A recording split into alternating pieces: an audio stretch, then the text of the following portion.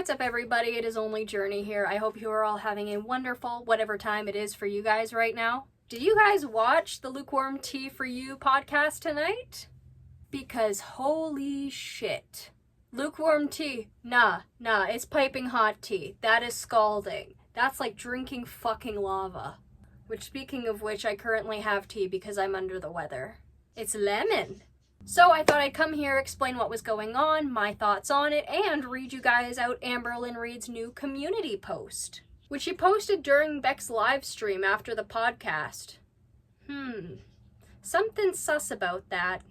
I beg you, please go subscribe to Beck and Casey, Nerfy, and Jade's podcast. I will link their channels down below. If I remember this time. I forgot last time. Oops. And y'all better believe I'm remembering everything I possibly can because I took notes this time. I can really never remember anything within the span of like 25 minutes unless it's a history fact or just something random.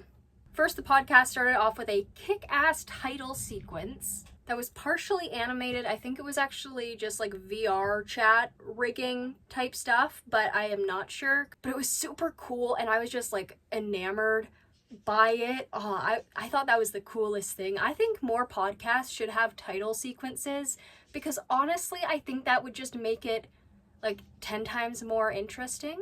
The first question Beck and Casey were asked is if they are happy that they're not alone.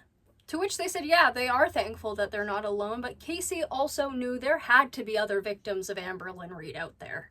When it came to the situation of whether Crystal or Libby might start talking about it, they said simply, leave them alone. Which, like, yeah, leave them alone. Don't go out reaching out to them.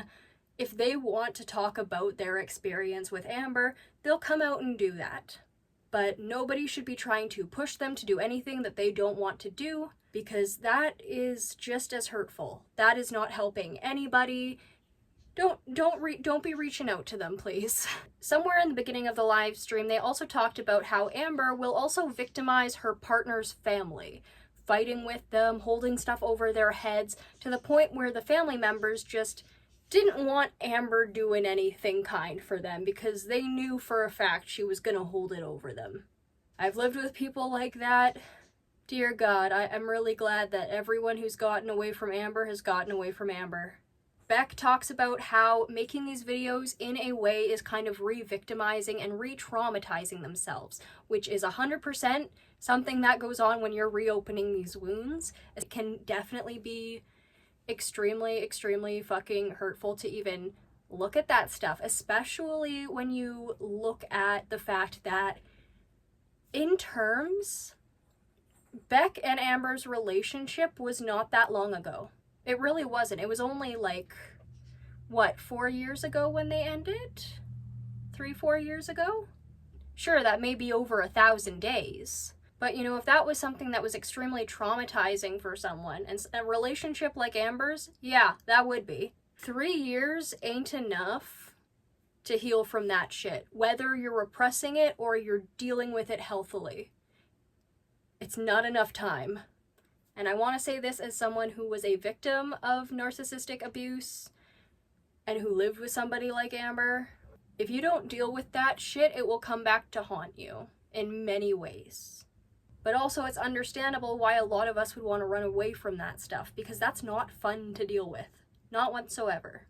Beck also talked about how because they're re-traumatizing themselves, they're remembering stuff that they didn't necessarily remember right away. And I can definitely get that myself. And them seeing the stuff that they went through, they're almost mad at themselves, and they are mad at themselves, they've said at least, that, you know, they stayed for so long. They feel stupid for staying so long, and a lot of people feel stupid when they've stayed for so long, and I don't expect Beck to see this, but for anybody who is in a narcissistic relationship, when you leave, do not feel stupid for leaving later than you could have.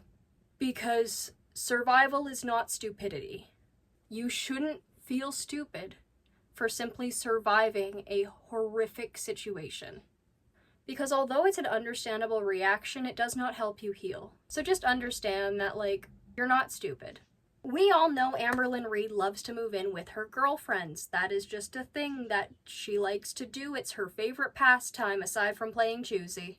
And we've suspected for a while that Amber manipulates people into moving in with them. I mean, knowing what Amber is doing usually seems like the obvious step when it comes to partners. And we were correct. Amberlynn told Beck and Casey both that she had nowhere to go. Why was this? Well, she was technically telling the truth. Her family just didn't want her around.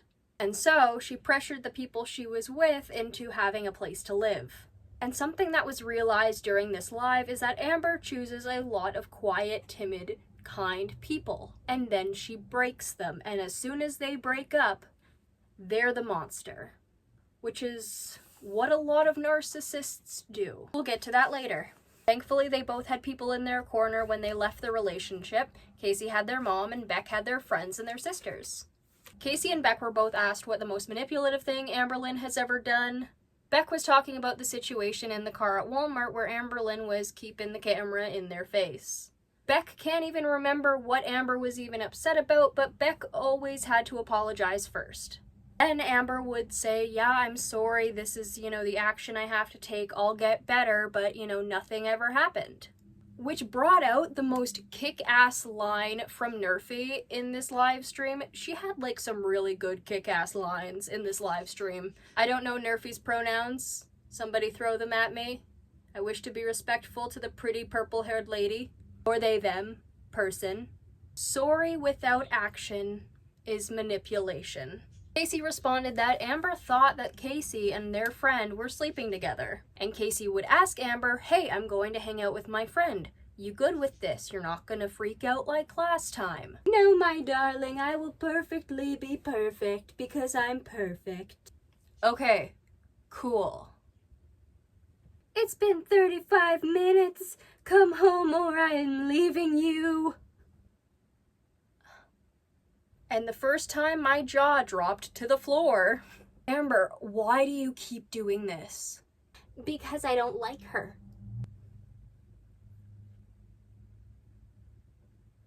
Then, this isn't even the crazy part.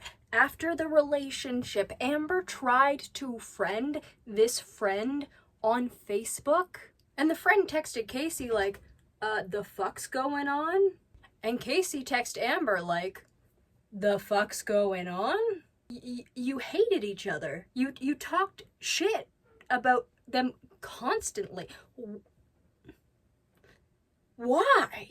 No, she was a friend. You're just making it up. And this also happened to Beck. Amber and Ricky couldn't stand each other. They were constantly fighting. And yet, after the relationship, Amber was becoming friends with Eric and Ricky. To which it was suspected in the live that perhaps Amber does this to keep tabs on her exes. But no time for that because Amber's fat-phobic. To herself, Amber told Beck that if she was skinny, she would move to LA and she would never date people who were Beck's size. Or, I'd never date fat people. Which, considering girl talks about fat phobia all the time, it's hilarious. It is so hilarious. It is so obvious that she hates herself. And what I mean by that is it's not funny that Amberlynn hates herself. That's devastating. I would not wish that for anybody.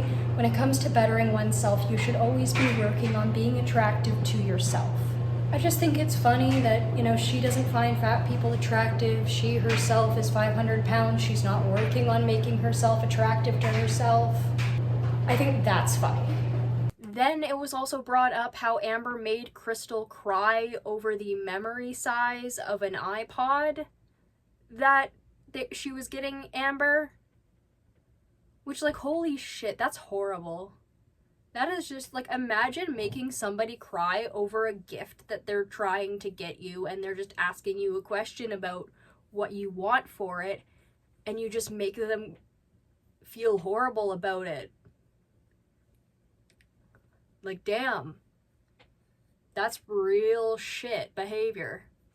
And here is where we find out that Casey has experienced a similar situation to Beck's inheritance money.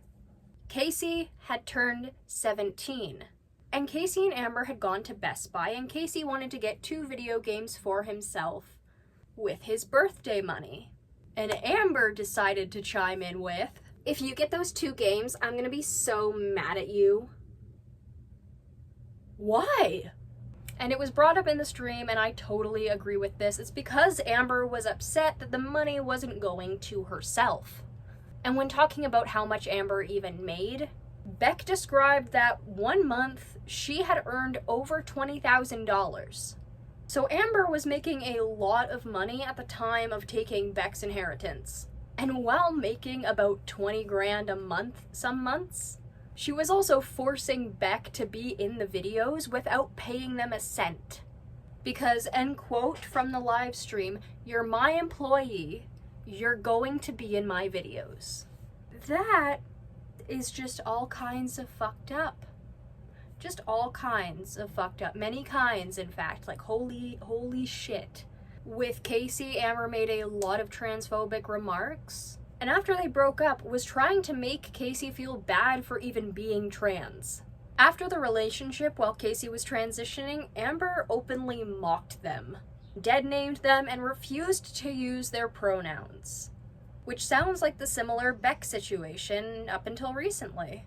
Speaking of Beck, Beck was not allowed to watch reaction channels. Just, no, that is not allowed. How dare thy watch reaction channels? So Amber would go somewhere else alone and watch reaction channels. You know, Amber, I feel like you could have, done this while Beck was at work if you let them have a job. But I suppose you can't handle them being away for that long. Well, couldn't handle. At the same time, ALR would also be monitoring Beck's phone, their YouTube, their text messages, all of that fun stuff, while Beck was not allowed to even touch Amber's phone, because she had private journals on there. But it's also generally accepted that Amber has been talking to side people through all of her relationships. That's just kind of what she does. Amber can isolate the people she's in a relationship with, but if they try to isolate her, oh hell no. She ain't going that way. Only she gets to be the mistreater. Casey does talk about how Amber tried this with him, but he was like, oh heck no. But there was that one time where Amber broke into Casey's phone, got their friend's number, and then proceeded to text their friend horribly awful things. Speaking of text messages, Amber also told Casey via text that she had cheated on him multiple times through text messages, and this was Casey's first real relationship. But could Casey ever make friends even at school? Oh hell no. No, that was just too much for Amberlyn Reed, y'all. Too much. During this part of the live, they talk about Amber's foster family experience. I didn't listen too much to this because I was getting food delivered, but they get to the point where they talk about Amberlyn going to Disney World. And here's the thing. Amber lied to Beck and told them that she had never been to Disney World. Her foster family allegedly left without her and kept her in the garage. You know, I wonder if she's going to self-diagnose herself with DID, considering how much she conveniently forgets and remembers things. No shade to the DID community. Y'all great. But I can totally see Amberlyn being like, well, I've been through so much trauma that my personality has split. I have an alter. Her name is Barbara. She's a lady in her 50s and she loves cats but can't take care of them. This is Richard. He's a 27-year-old Republican and he thinks trans people are out to get our children. I feel like that would happen. Things have gotten crazy enough. I feel like anything's possible here. When Beck told Amber to stop talking about them, Amber said, I'll stop talking about you when you stop talking about me, and if you talk about me, I'll sue you too. And then she went on to talk about Beck. A lot. When Casey posted his video in response to Amber's rose petal eavesdrop thing, Amber was spamming the hell out of him, begging and manipulating Casey to try and get him to take down the video. And Casey said, nope, That video is always staying up. And when it came to Amber talking about Casey to Beck during their relationship, Amber first of all refused to use Casey's pronouns, like I said earlier, but she would also say things like, he was physically violent with me. He did the bad M word to me. I said the wrong word.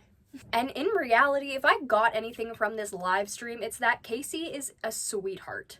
The question, has Amberlynn ever given a genuine apology or something that you thought was genuine, was asked? And Casey and Beck responded with, no. I don't think she's been genuine a day in her life. And when it came to Beck talking about Amber, Beck didn't need to talk about much in order for Amber to show her ass, which she has been doing very well. She's just been putting herself into the hands of everyone who dislikes her at this point, honestly. She must be really desperate for views.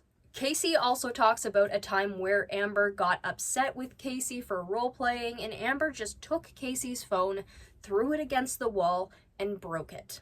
Amber also destroyed a drawing that Casey had worked very hard on. And Beck chimes in somewhere along the lines of, she would have been more violent if she wasn't bedbound, or as big as she is. Which I definitely do believe, because that is some violence right there. She frequently insults, manipulates, and just burdens her partners. They were asked, do you have any positivity from your experience? And Beck said, you can't be nice to everybody, and not everybody deserves kindness, which is very true. Casey said that he was really happy to meet all of his friends and be able to sit down and talk, which is a great way to look at it. The question, what do you hate the most, was asked, and it was that Amber had to make everything about herself, no matter who it was about, and she always has to be in control or make all of the choices. Which, like, yeah, being and living with a person like that sounds insanely miserable. And is Amberlynn manipulative on purpose, or is she just unaware? Beck and Casey both agreed that it's a little bit of both. With, I think this quote is from Beck, I don't think she knows how to act anyway else. Casey was also talking about while him and Amber were together, Amber would be talking to and making friends with people and couples who were sometimes 4 to 8 years older than Casey. They were both asked if they could ever forgive Amber, and it was a hell no. There is no good in Amber. Not after she has done all of this shit for so long and has refused to get better. And they note that they have tried to forgive Amber, but Amber keeps on pushing by talking about them and just bringing them into shit that, they don't want to be in. And Beck talked about, in order to cope with a lot of these situations, you forget, which is a massive trauma response, and it's no fun. It's no fun to remember the shit that's happened and look back and realize, holy shit, that was bad. Why did I put up with that? But don't feel bad for leaving when you do. What matters is you survived, and you can begin to start to heal. Amber also made Beck and Casey both massage her. As for the lint picking or plucking, I believe that was only Beck. But yeah, the massages and that stuff was there. And Casey did play choosy, but it was on a much smaller scale before Amber had the money to buy all those tacky earrings. It wasn't called choosy, and it lasted a lot shorter of a time. To which Beck said, you got lucky. The question, has Amber been staying away from the Beck stuff because she has no legs to stand on, was a resounding yes. And Nerfy revealed that she has BPD and has been in 9 years of therapy, and how what Amber does not look like BPD. Beck added on that they are also close friends with somebody who has BPD, and Amber ain't it. But Amber also recognizes that she can use her mental health to get out of stuff, and she would do that frequently. But frankly, this just topped it, and it wasn't even about her mental health. Okay, Amber, can you help me unload the dishes, please? I can't. I thought I saw a ghost in the hallway, and now I'm scared. But you don't even believe in ghosts. Casey also talked about how, all of a sudden, when they had anxiety, Amber had anxiety. Beck chimed in how she always goes to Google. She had an ice pick headache and thought it was a brain aneurysm. WebMD must be her real BFF. Casey brought this up. I'm going to do a little more research because I know nothing about this list, but apparently Amber had a how not to piss me off list. Holy shit. And Casey, for a time, carried that list through relationships as a list of this is how I need to be in order to be loved. You know, I was really agreeing with Nerfy on this. Just the more this live stream went on, the more pissed off I was getting. Beck notes that they didn't have a list, but Amber always wanted them to be on her side. No matter who it is against, no matter what she has against her, doesn't matter what the evidence is, you're my girlfriend, you need to be on my side. She could blow up an orphanage and she would still think this. What was your proudest achievement after leaving? And just be able to open his life like that.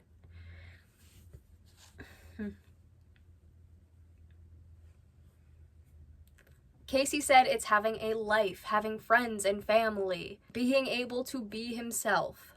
And everyone notes that had Casey stayed with Amberlynn Reed, she probably would have stopped him from going on testosterone. Beck noted that they have a career that they love, they have a partner that they love, and they discovered the true meaning of love.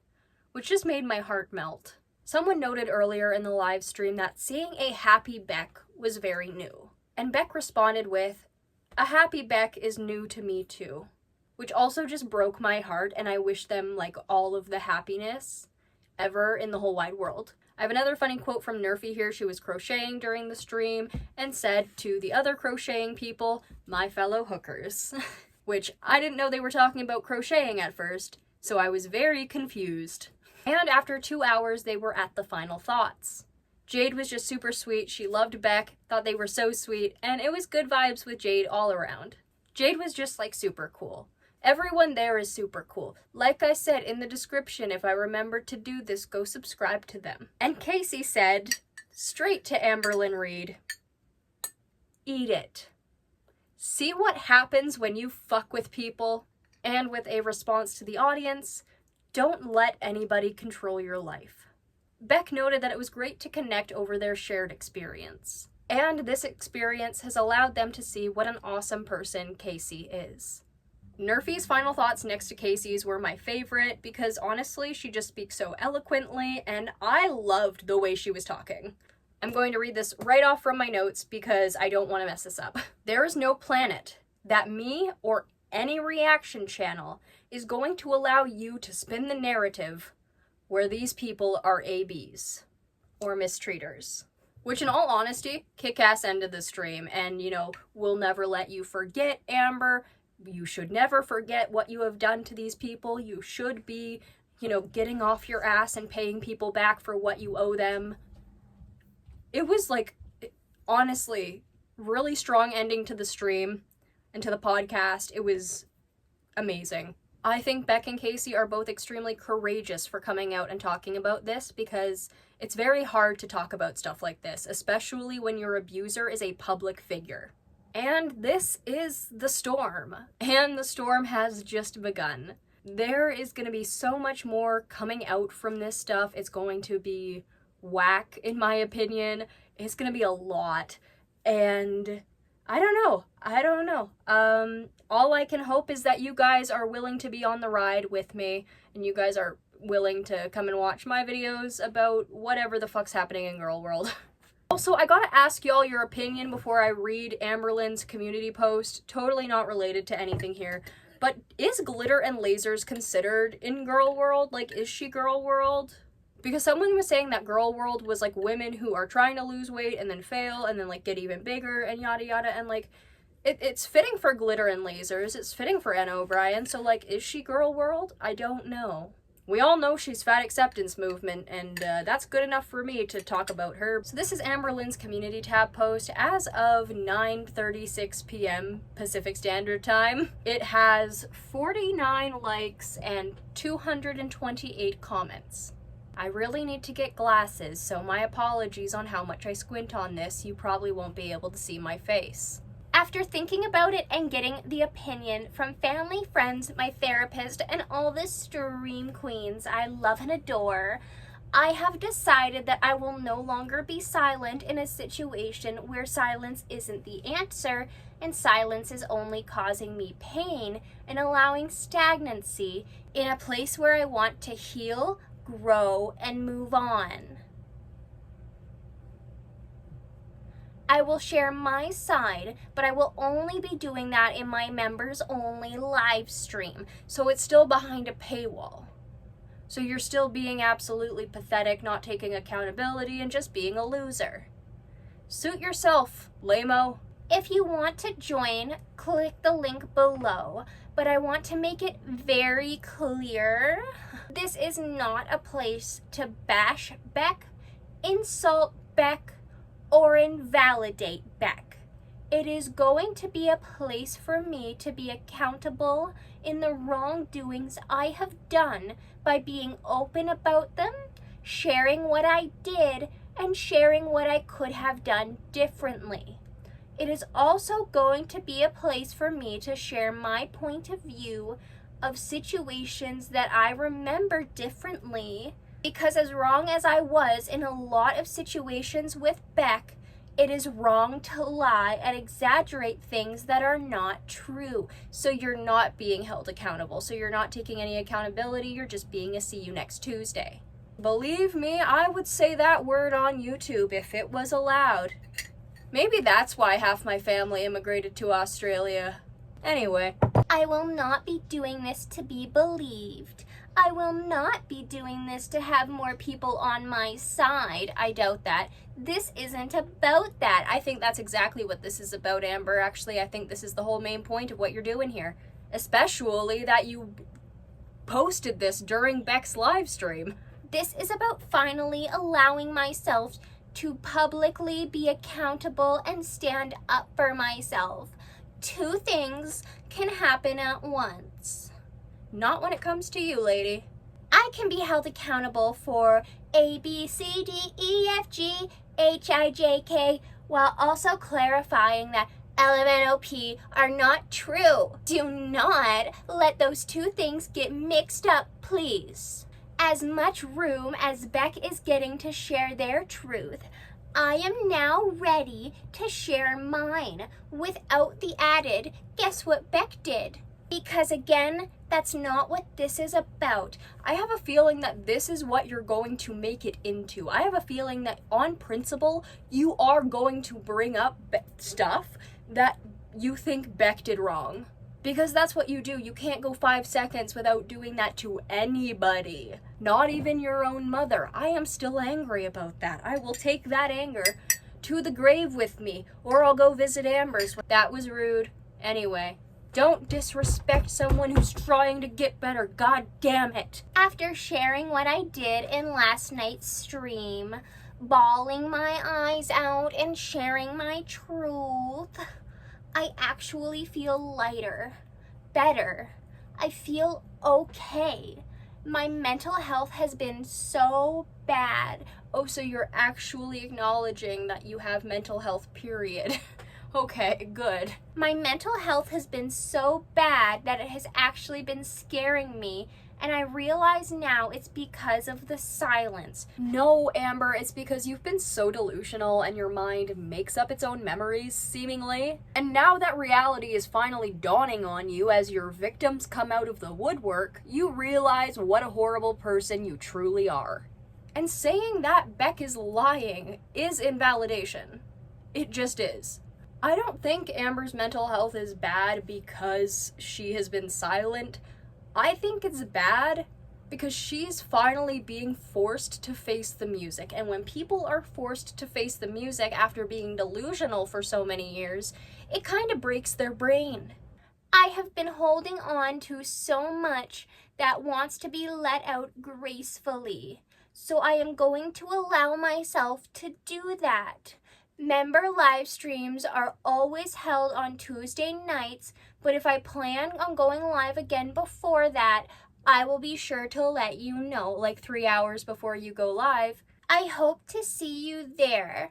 Warning, there will be a lot of tears, but for each one, I hope it's just one step closer to healing for everyone in this situation. And then she links her members only stuff. She doesn't want healing for everybody in the situation. She wants money. And for Canadians, that's like $15 a month just to watch her cry in front of her audience and lie about her exes. And Amber, if you want people to spend $10 just to sit there and watch you cry, don't put it on YouTube. Get an OF like the rest of us. And like what was said in the live stream, we will never let you forget what you've done. You know, Amber, I really do hope you have a lawyer, because with Beck getting monetized and almost being up to 100K, it looks like they may soon be able to hire a lawyer to sue your ass for everything you owe them. And I hope that happens, because that is only part of what you deserve. Somebody did the math in the live stream. Beck being a 24/7 caretaker to Amber for the basic $7 something minimum wage, it's safe to assume for all that labor, Amber owes Beck over 200 grand. Girl, do I hope you have at least some of that money saved. Though I doubt it. You did squander all of it, and it looks like you're needing money for your taxes. Other than that, guys, that is it for the video. I hope you liked it. If you did, please like, comment, share, and subscribe. Hopefully I will get more into Amber commentary and like just commentary in general, talking about situations, because it is interesting. It is a lot of fun. What was your favorite moment from the Beck and Casey live stream? Make sure to comment it below. Oh, and also their outro was like the same as the intro, and it was still awesome and made the entire podcast like fucking magical. I loved it. But other than that, that's all I have for you guys today. I hope to see you in the next one. Bye-bye.